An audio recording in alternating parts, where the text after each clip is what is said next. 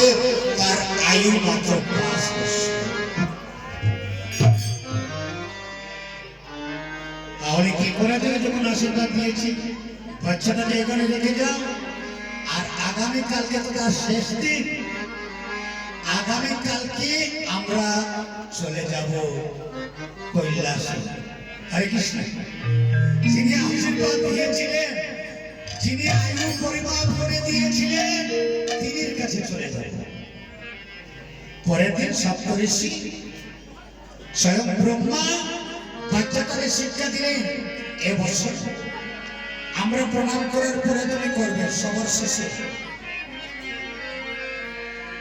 ব্রহ্মা প্রণাম করলেন, সপ্তঋষি প্রণাম করলেন, বাচ্চাটা যখন প্রণাম করলে স্বয়ং মহাদেব বললেন, তুমি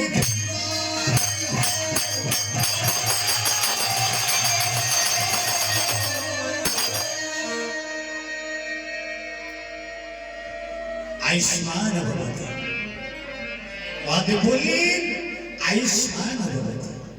ব্রহ্মা বলেন প্রভু তুমি তো তার আয়ু দিয়ে